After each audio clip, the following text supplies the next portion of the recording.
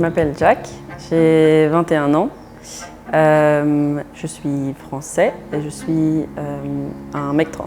Donc à l'île Maurice, à chaque fois qu'on parle du mot trans, ce qui nous vient à l'esprit en général, ce sont les femmes trans.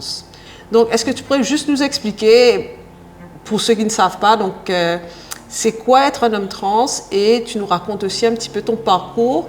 Un homme trans, c'est à vrai dire la même chose qu'une femme trans, dans le sens où ce sont des personnes qui sont nées femmes biologiquement, mais qui ne se sentent pas femmes dans leur genre.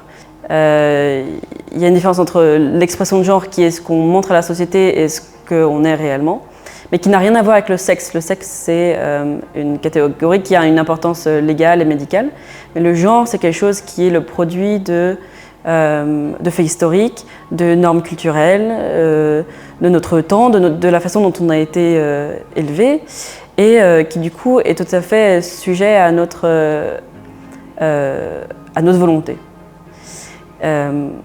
Moi, je me suis rendu compte que j'étais, enfin en tout cas que j'étais trans, ou en tout cas pas exactement fille, quand j'avais 14 ans. Voilà, donc ça c'était un processus qui a été très lent, qui est très lent, et je ne pense pas qu'il y ait de fin au processus. Je pense que c'est, enfin, comme c'est mon identité, c'est quelque chose qui se terminera le jour où je partirai, quoi, mais c'est ancré dans moi. J'ai eu la chance de pouvoir grandir avec des gens qui sont ouverts. Au lycée, les profs ont commencé à m'appeler Jack, et ensuite à l'université, j'ai changé mon nom dans les fichiers de l'université. Donc ma carte étudiante est au nom de Jack. C'est plus facile, ce qui ne veut pas dire que c'est pas difficile. Malheureusement, il y a aussi tout le côté légal qui est compliqué, le côté médical qui est bien entendu compliqué. Il y a par exemple, pour tout ce qui est thérapie hormonale ou même chirurgie, que beaucoup d'ailleurs décident de ne pas faire, hein, et c'est tout à fait dans leur droit. Il y a énormément de temps d'attente, et comparé à l'île Maurice, disons qu'on a la chance de pouvoir avoir accès tout de même à ces chirurgies et à ces docteurs qui sont de plus en plus informés. Disons qu'il y a toujours des gens qui ne comprennent pas, et je pense que ce qu'on leur demande, c'est pas de comprendre forcément, mais plus de respecter. Vraiment, pour moi, l'information, c'est la chose la plus importante, et c'est aussi se documenter sur l'histoire des personnes trans, des personnes queer en général, et sur la lutte queer et LGBT, qui pour moi est vraiment très très importante, et de savoir aussi qu'on a un futur, et que des personnes trans de 60, 70 ans, 80 ans, ça existe. On voit énormément de représentations de personnes trans qui sont jeunes, mais c'est toujours très émouvant de voir des personnes trans qui sont un peu plus âgées et qui ont réussi à construire une vie. Parce que construire une vie, c'est tout à fait possible en étant trans.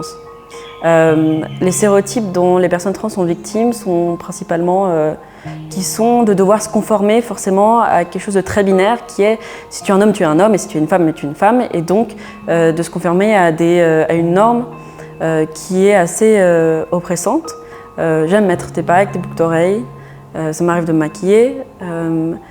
J'aimerais vraiment qu'on arrive à un stade où chaque personne, et ça vaut pas forcément que pour les personnes trans du tout, mais que chaque personne se rende compte que quand quelqu'un affirme son identité, ça ne met pas en danger l'identité de l'autre.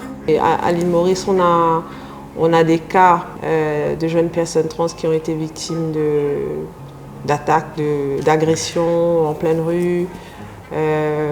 Donc, est-ce que tu as quelque chose à dire à ces personnes qui ont de la haine pour nous?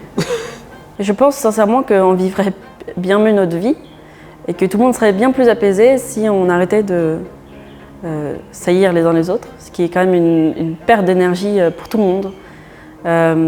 Et aussi de se rendre compte que c'est des gens, et que ça pourrait être vos enfants, vos parents, vos grands-parents, vos tantes, peu importe, votre famille, et puis même, en attendant, c'est quand même des êtres humains. Donc je pense que je les urge à qu'ils se rendent compte que il faut laisser de la haine de côté et qu'ils devraient être un peu plus acceptants et acceptants d'eux-mêmes et se rendre compte que ça peut les aider aussi dans leur identité et être plus sécures dans leur identité eux-mêmes.